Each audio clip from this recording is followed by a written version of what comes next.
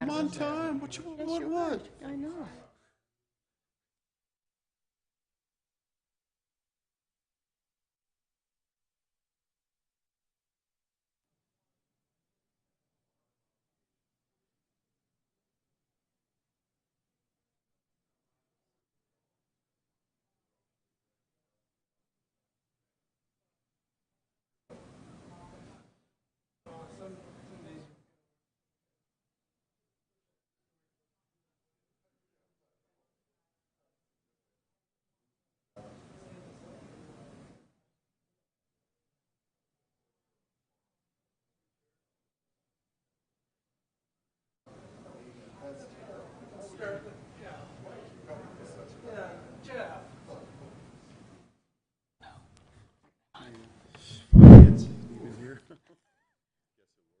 Exactly.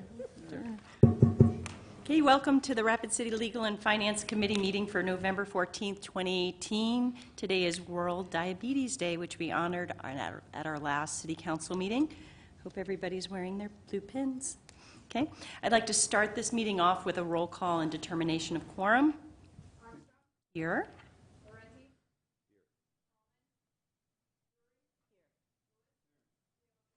Great. Now that we have a quorum established, I'd welcome a motion to adopt the agenda as presented. Second. Okay, all in favor? Aye. All right, any opposed? Let's move on. All right, going to our general public comment for items 1 through 11. This is the time for any member of the audience to discuss items currently not on today's agenda. Are there any speaker request forms? Okay. All right, seeing none, our general public portion is now closed, and we will move on to our consent items. Today's consent items on the agenda are items 1 through 11. Let's open this up to public comment. Anyone? Okay. Do we have any committee members that want to pull any items from today's agenda for separate consideration? Okay, great. All in favor? Aye. All right. 2, motion carries. Well, now we're going to move on to number 12. On our non-consent portion of our agenda, public comment is open. Anyone? Okay, it's closed now. Thank you. And let's continue to number 12. It's a second reading of recommendations of ordinance number 6289 regarding supplemental appropriation number 7 for 2018. Any comments or questions? We've got a motion to approve by Mr. Laurenti, a second by Mr. Lewis. All in favor? Aye. Okay. Move to adjourn. Wait one moment. There is a city council meeting this Monday, November 19th at 6:30 p.m. in these chambers. I do welcome the public to attend. Now I would welcome a motion to adjourn. Wait, I'm sorry. We have one additional. Yeah, number 7, we were talking, there was a request at City Council last meeting to have some more information regarding a particular abatement and the costs. And code enforcement officers are here today to explain what happened there. So I think this was something that was supposed to happen. I reviewed the documentation, but I welcome a presentation if the gentleman's. Okay, well, we can make a short presentation. We would love that. How about that? Okay, we got a motion to reconsider by Mr. Lewis, second by Ms. Drury. All in favor? Aye. Great. We'll move ahead.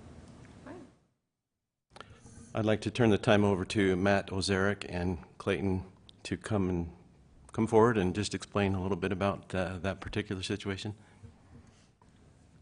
The memo is pretty clear.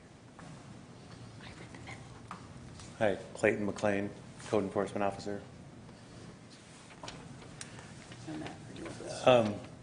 Well, I guess Mr. Haben is not here. I guess he was contesting his abatement bill. Hey. But I did have the opportunity to hear some of the comments at the last council meeting, even though we weren't present. I know there was a lot of questions and concerns about the process and about what we do.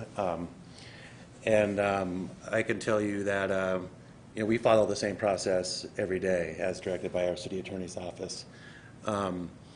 We abate people's property on a weekly basis, if not even more. Remember, there are three of us. Maybe once or twice a year, someone comes in front of the council to contest the bill or the abatement. So we've been following the same process. I guess he was saying, Mr. Haven was saying he could not afford it to afford the bill. Maybe he was asking for the forgiveness of the bill. He did say he did not receive the notice, which we hear maybe once a year. I know the notice did not get returned to me, so I'm assuming someone got it. I did work with him to get the other half of his yard cleaned up. The complaint came in from a neighbor that someone was camping in his backyard. There was a big mess. There were fort-looking structures in the backyard covered with tarps. So when I went and inspected the property, I saw the fort structures. I saw a shed that had electrical wires coming out of it, extension cords coming out of it. It looked like someone might be living in the shed as well. I saw a lot of trash and debris and tires and piles of tree branches on both sides of the alley, 5 feet tall, 6 feet tall. I sent him a notice to clean up his backyard. Never heard a response. He didn't clean anything up. So we did show up and cleaned up his backyard. I did have a police officer present with me.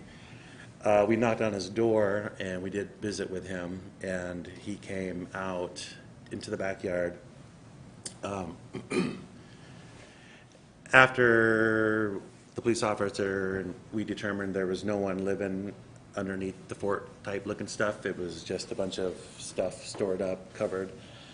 Mr. Haven said his son had recently moved and he had put all his stuff there, and so that was great. The police officer left. Mr. Haven asked if he was going to get a bill in the mail, and I said, yeah, you will get a bill. I'm not sure how much it's going to be. I said, but there's so much trash and debris here. We scheduled our contractors to be here. We're here now. We're at least going to remove the tires and the tree branches and some of the debris. We left over half of the backyard for him to clean up. There was 2 junk vehicles in the backyard parked on grass. One of the trucks was full of mattresses and trash and debris. The tarps and all the furniture and everything that was underneath the tarps. I said, that's great, your son can remove this. I said, how much time do you need? I said, because technically we could remove all this stuff right now. And he said, no, that'd be great, give me 2 weeks. And I said, okay, that's fine, we're willing to work with you. I went back 2 weeks later and the backyard looked awesome. He got everything removed from the backyard, including the vehicles. When our contractors were there, I think the council needs to remember that they did change policies at the landfill. It's not as simple as loading up one trailer and hauling it to the landfill. They do make all the contractors separate everything that they take to the landfill now. The tires need to go over here. The tree branches need to go over here. All their metals and appliances need to go over here. They have to take everything separate. They had 2 dump trailers there.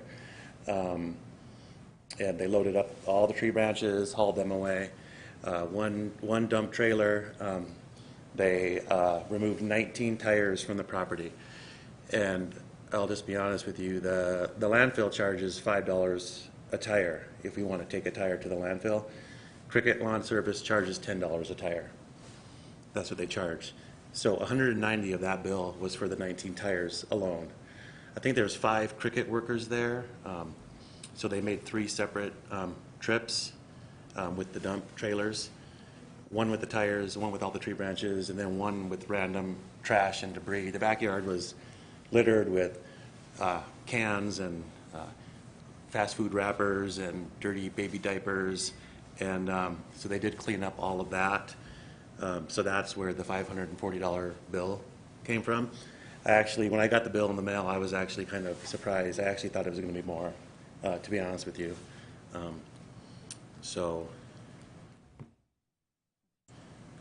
Another thing that I wanted to say is I think that we need to remember that I think Mr. Roberts brought up question about his lawn cutting bill that he had received. We don't need to go into Mr.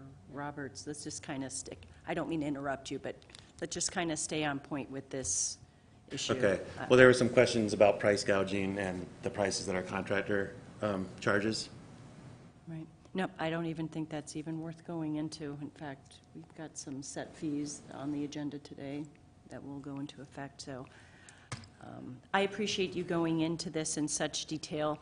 Your memo was very clear and concise that was attached to this agenda this evening, and I didn't mean to bypass you on this. I think all of us were pretty clear on this. We were willing to hear from Mr. Haben. However, he did not show up. Mr. Young, kudos to your department and your employees. They do an exceptional job, and I do appreciate you explaining everything in such detail. Keep up the good work. Okay. Is there any questions? Any? We've got Mr. Laurenti has a question. I don't really have a question, but what I do want to say is sort of a reiteration of what I said at the meeting when this came up. And I want to first start off thanking you guys for generally doing what is, I think, soundly, I've been on the council for quite a long time, a thankless job. It's a difficult job, but it's probably one of the most necessary jobs that all of our staff has to do. And you guys have one of the toughest ones, which is to interact with some of these people. And I know for a fact that many of these interactions are not positive, which is why it's expensive for us to get contractors in the first place, because they have to deal with some of the same types of people that we generally deal with on these calls. So I just want to thank you guys for doing what you do. Unfortunately, this still got passed as far as pulling this item. I don't think it should have been. I think it was clear in my comments from the last council meeting that this is not something we should be pulling off the agenda just because somebody shows up to complain about the fact that they didn't take care of their property, which is really what it is. And so it's unfortunate that you've had to take time out of your busy days to come here and explain something that we already understand on the council, and hopefully it won't happen again. And I know there are extenuating and mitigating circumstances for some of our citizens to have not taken care of something that a potential neighbor might call on, but those would be extremely rare situations. And I think, as you just demonstrated, is the amount of waste, if you will, that had to be carted away from this particular property. The neighbors obviously were putting up with some pretty bad stuff here. So I appreciate what you guys do every day, and I just wanted to let you know that. Thank you. Thank you. Mr. Laurenti, Mr. Lewis, you have the floor. Thank you, Madam Chair. I just want to make a motion to approve. Second. And hold the floor just 1 second, and reiterating some of what Mr. Landine just said and what Mr. Laurenti, excuse me, Mr. Landine pointed out at council. Part of the reason these are expenses, we don't want to be in the business of maintaining other people's property, so we try to make it painful as possible so we don't have to come back and do it more often. So that's part of the rationale behind that, and obviously the contractors, it's not a convenience for them either. So yeah, all the reasons pointed before, but anyway, thank you very much for your time, gentlemen. Thank you. Motion on the floor is to approve. All in favor? Aye. Okay, motion carries. Thank you again, gentlemen. I do believe we had a motion to adjourn earlier. I'll make that motion again. Motion to adjourn. We've got a motion to adjourn by Mr. Laurenti, a second by Ms. Drury. All in favor? Aye. All right, thank you. We'll see you at the next city council.